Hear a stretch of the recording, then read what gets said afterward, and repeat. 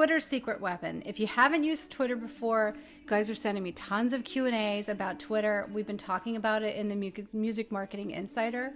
And I think it's really, really important that you realize just how powerful Twitter is as a tool for music marketing, for entertainment brand marketing, for pretty much anybody who wants to drive traffic out there. Because this one tool is not only a really active social media page, it's actually one of those spaces where you can interact with people right in their phones, but also drive traffic, and it's appropriate. It's not like on Facebook where they're really kind of penalizing you for trying to get people to leave the space.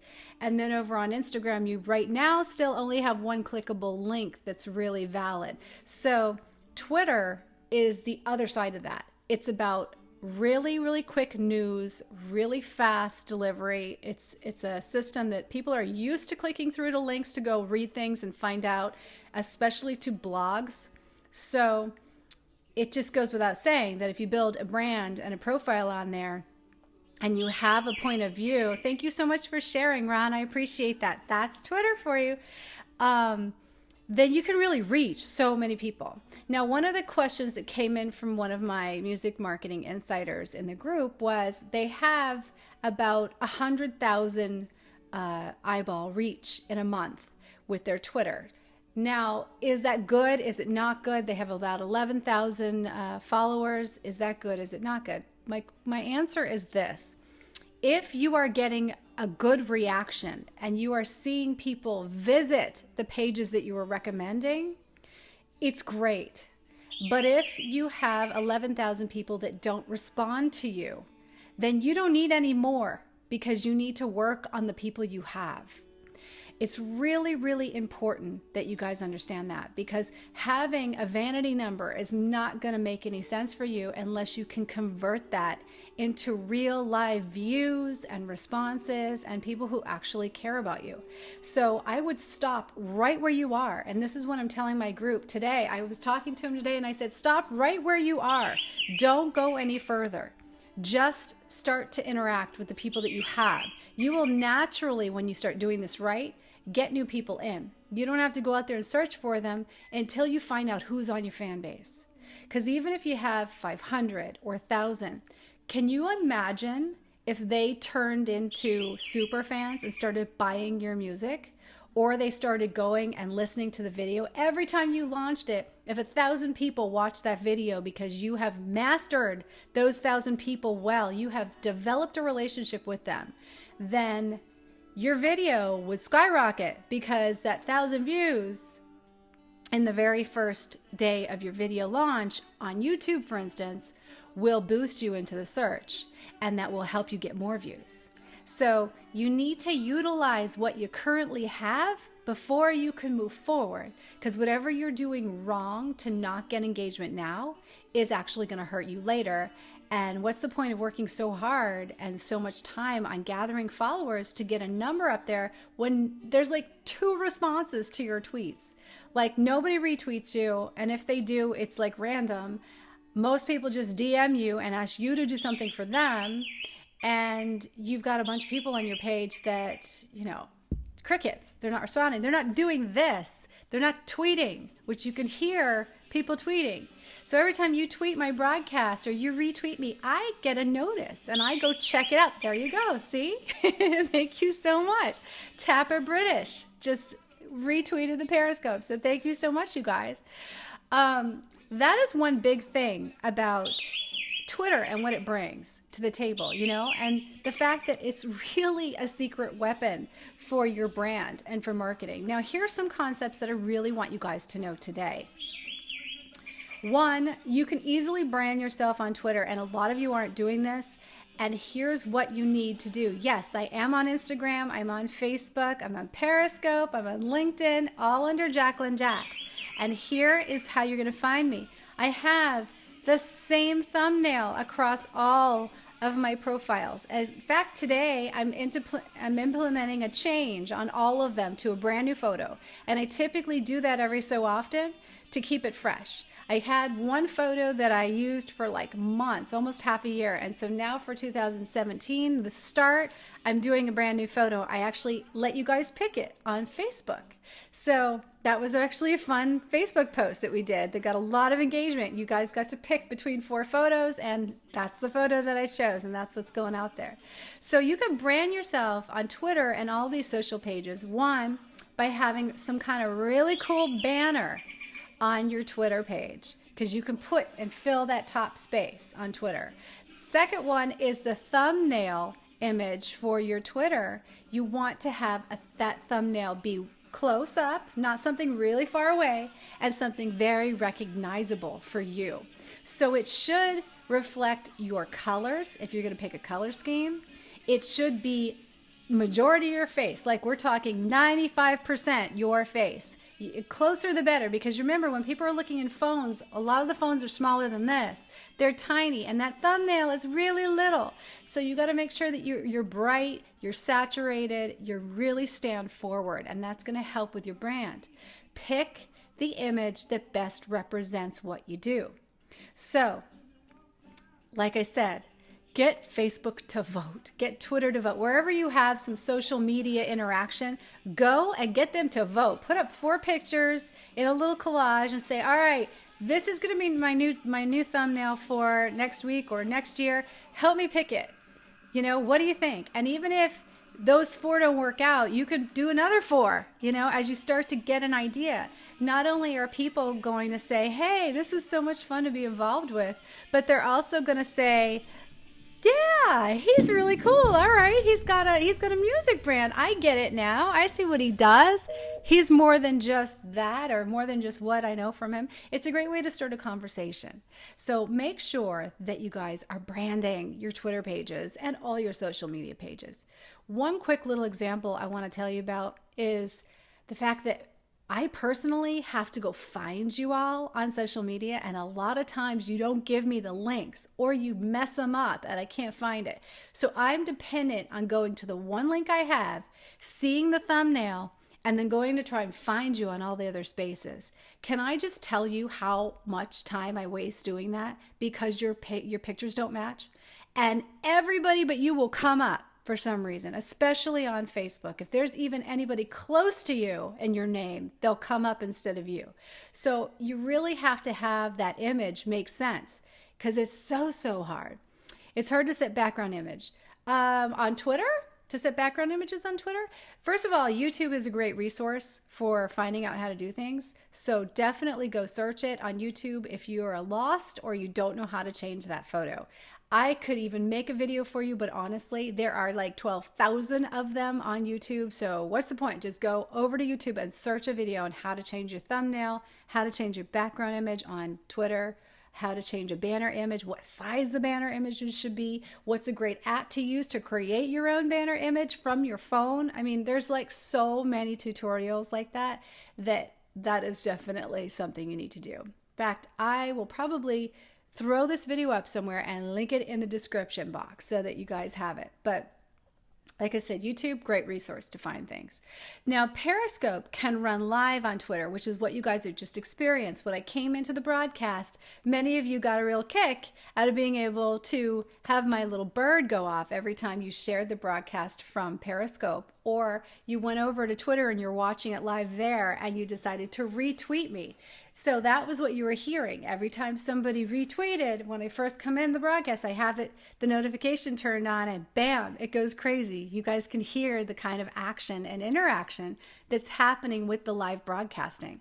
It's really easy to set it up. There you go. Cowboy Wandering just wanted to see if I had it on. And Joe Hess, thank you so much for retweeting. You guys are amazing. Okay, 6 String Zen, thank you for retweeting.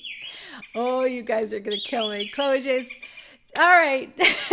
Love Chloe James, thank you for retweeting. So that's basically shows you some quick interaction going on between Periscope and Twitter. They are owned by the same company now, so it's great because they work so well together, and it allows you to get more than just a quick voice into your Twitter feed. It allows you to really have a message and affect people with your message through Periscope, and by enjoying the Periscope people that are here and all of the tools that Periscope rolls out. So there's like such huge ways to interact. Now, you can go over to Twitter and you can launch a video right there. You can do a quick Twitter video just by, adding the media. So you can do that as well, but I highly recommend Periscope because Periscope is such a great interactor. That's where many of us have met from day one. And this is like going into my second year of Periscope. And sometimes I'm on it all the time. And when that happens, man, we have so much fun and we have so many people in here. So I think it's just a great thing to have. Of course, I love Twitter, so it really works, right? It really works. Thank you so much, Terry. Thank you. Awesome to you too. You're really one of my super fans, Terry. You always are there to talk to me, and you're always there just like as a great friend. And we've been friends for, God, how many years now? It's incredible. It goes so fast. I was talking to Tracy Timberlake, who is our YouTube guru. She is so good in like business and building your business and stuff like that. She does a lot of coaching now. We've been friends for 10 years. I can't believe it. I'm going to have lunch with her soon in this month, and we're going to sit down and strategize and talk and just like have some fun. She has been friends with me for 10 years, since I was in Miami with American Vocal Academy and AVA Live Radio started. She's been there through all of this. So it's been pretty amazing watching her grow and watching her develop her brand and her business, and just being part of that has been fun for me, so I love catching up with her and doing projects with her. It's been great. So hi, Tracy. I know you're going to see this. All right. So hashtags on Twitter, hugely important for those of you who asked me how important it is to use the hashtags.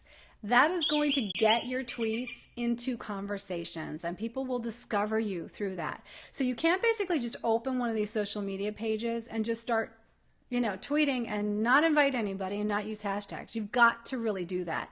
I know for a fact that when I start a new Twitter, because we've got I think 12 of them now, you definitely want to invite all your followers and your fans from your mailing list to come to your Twitter. You want to put it out on your blog posts. You want to put it out basically everywhere you are that you're on Twitter, and do that with all of your social media pages. In fact, let me just side note for you, you should actually do it often. Every week, remind people, give them a list of your social media pages. I highly recommend that if you're going to launch a YouTube video, or you're going to put a description box, fill a description box anywhere you are, you make it as easy as possible for people to go in and find all of your social media pages. Because many times I am actually on YouTube watching a video and I'm like, you know what? I wonder if this person's on Facebook. I would love to get her notifications. And I can't find her on Facebook because they didn't link it up in the video. But at the bottom of the screen, if you fill the description box with those clickable links, I could just follow it and go right there. Same thing happens on Facebook to me. It happens on Twitter. It happens on Instagram. I really can't find people. So therefore, if they don't make it easy, I just don't go. Keep that in mind when you guys are using these social media platforms, because that's a real fast way to get people to them. Another really fast way and a necessity is to have it on the bottom of your email signature. So every time you send an email out, it says your name, it says your brand message, and it has a full and complete list of all of your social media pages so that nobody misses them and everybody can find them. That is not shameless advertising. That is just smart. And it is just convenient, just really convenient for people to be able to find you. So make it easy for us, because we are looking and we want to join you, but you got to make it a little easier. Twitter being one of the fastest and most effective delivery systems in the world is why it's such a secret weapon, because it's right in our phones. When you tweet somebody and you use their @ symbol, it goes to their cell phone. Usually people keep their Twitter notifications on because it's such a live app and it's something that they check often. So you're going to see people on the space a lot more often, looking around and catching the news, because it has been something that we can count on. Unlike Facebook, who really doesn't deliver news well, they just deliver what's trending, which could be total crap, you know? It could be something that is just made up, which we have seen been generated there. Twitter is very authentic news, and everybody uses it to get that in the moment update and be able to link up with something, find out information, search information, and just see what's happening lately in the space. You tend to find new news on Twitter really fast. Where, like, if you go to YouTube and you do a search, you're going to get the most popular first before you get the newest. And you're going to have to actually edit that to see the newest, what came out in the new, like in the last month. Unless you're following the person, then you can go to the follow notifications and you see what they last launched. But if you're searching for something, say how to change my thumbnail image on Twitter, or how to create a banner ad for Twitter, it's going to show you the most popular, which might not be the most updated. So keep in mind and look and be careful of what you find. Now on Twitter, even though people do recirculate content that they like, typically you're going to find the newest and updated tips. I always try and add a year to it. Sometimes that helps on YouTube, but on Twitter, it's really not necessary. But again, if it's hashtagged, it will be in a hashtag feed and you will be able to sort and find things. So you would do like hashtag Twitter tips, hashtag, Twitter, or social media marketing on Twitter, things like that, so that you could actually find and locate things using the Twitter searches. Personal descriptions and website location, I already went over that. I really, really want you guys to go change that today, because that is so, so important. And the last thing that you're going to do to take advantage of this majorly great platform is curate your content today. So here's what I want you to do. I want you to now look at Twitter as your brand and a personal extension of what you believe in and your points of view. I want you to make sure that if you're a music artist or you're a radio show host or whatever it is that you're launching, that you actually reflect that in the first 9 tweets. Okay? Meaning the pinned tweet is the most accurate view of what's up to date. So if you have a new music video, if you have a show feed, if you have anything that you really want people to pay attention to and engage with, you pin that to the top. After that, you can have retweets and you can have tweets. The retweets are sharing things that are important to you, that you like, things from friends on Twitter, people that you're engaging with on Twitter, sharing a little bit of the love.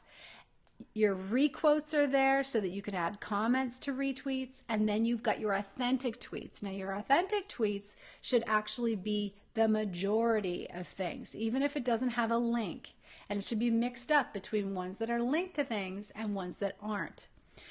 Use hashtags to get them into conversations and make sure that you curate that content. Now, one way that I like to curate my content is first I look at the first, maybe week of tweets, or first 25 or 30 tweets, depending on how often you're on there. And then after that, I go to the media section of my Twitter and I look at all of the media pieces. I especially look for things that are on repeat. So if something has landed in media and it's repeated too much, people are going to be blinded by it.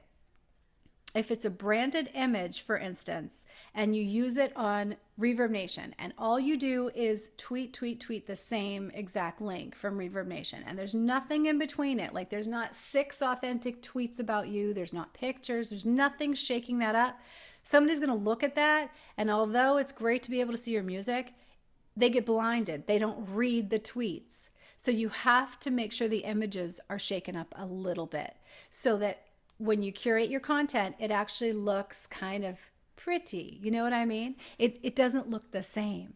Now, one thing that I do want to point out as a little side note before we close up here, when you have an image and it's a branded image, for instance, right now I have an image out for Music Marketing Insider, and it's basically the header in my colors of the page that you can sign up for Music Marketing Insider at musicmarketinginsider.com, right? So you sign up for my group. Now, on the image, I typically put whatever it is that we're talking about in the group that day. So you see the same image of me branded, but with in a little different style. If you notice, it's not ever good to put that image up back to back because it's branding me, yes, and it is working. It's a marketing and branding image at the same time. However, if you see too many of them, you automatically assume that I'm talking about the exact same thing as I was last time, unless it comes up in a feed divided by other things that have to do with my brand. So it's really, really important that one, you do use branded images, but you use them correctly to be able to drive traffic when it's necessary. That's where that 80-20 rule goes into. So for me, as I am really trying to tell a lot of people about Music Marketing Insider and the value that you get from it, I still think it's really, really important to not only have it reflect the brand, but have it not show up so much in the feed. And you're going to see that in this next week as compared to last week. So I want to point it out to you guys because I know that when you launch music, you tend to put the same images, and this is why it's really important to have different ones. Now, ways that you can get different images: get an app on your phone, start shooting some photos, and create your own images. That is the most authentic way that you guys can get your brand out there. With these apps that are on any phone, whether it's Droids or iPhones or iPads, you can get a bunch of photos like every day. Just shoot some pictures in the space that you're in.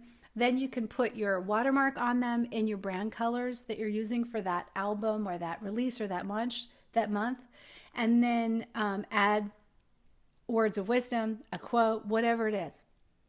But it's really, really important about catching the eye, correct? Yes, it is about catching the eye. And it's about the fact that if you look at a Twitter feed, images still are king there. They still really stand out in that feed. And there's something that grabbed the attention of people. Now, in the big scheme of things, when you're off of your page, repeating an image really isn't a big deal on Twitter. However, you want people to visit your page and not leave. You want people to find value in coming to your Twitter feed. And in order to do that, you can't put out the same thing over and over again. I actually see this a lot on Instagram, where I'll be in the newsfeed looking at your Instagrams and what's recently put out, and all of a sudden I'll run across that guy that has this branded marketing image, and he has just launched it like every 5 minutes, thinking that it's going to improve on the same hashtags. It's just annoying, right? It's just annoying. You like want to turn him off. You want to like push block, but I just don't, I don't want to do it to them. But like it is, they'll do it and then they'll delete it and then they'll do it again and delete it. And it's always there. And to me, it's just, right. It's stagnant and it just like fills your feed with stuff that you just don't want to see. So you don't want that to be happening on your feeds that are there and set for people to visit. If they see that, even if you delete them later, if you see that, it's definitely something that drives people away from your content and ensures that they won't read what it is you had to say. So make sure that even if it's a close-up versus a side, or you use filters to change it up, you've got to make it a little bit different while still incorporating your brand colors. I think brand colors are very, very important. We'll be talking more about that in depth on each one of those things, both in my Music Marketing Insider for strategy and also a few tips on YouTube for upcoming people who want to go and look at the series on branding versus marketing and how to use them together. That's what we're going to be doing on YouTube. You guys, it's so good to see you. I hope that you're doing so well out there in Periscope and Twitter land. Thanks for being part of this broadcast today and sticking with me through it. I hope you learned something, and if you did, please go over to Music Marketing Insider and check it out. My website with all the resources is jacquelinejax.tv, and there's a free PDF for you if you're a music artist and you want to find out my recommendations for the top 10 things in 2017 that you're going to need to brand and market yourself in this world today. You can go get it. It's a free PDF. It's over at jacquelinejax.tv/ MMI, which stands for Music Marketing Insider. This is Jacqueline Jax for AVA Live Radio and creator of the Music Marketing Insider. I love you guys. Thanks for your Q&As, and I will talk to you again tomorrow.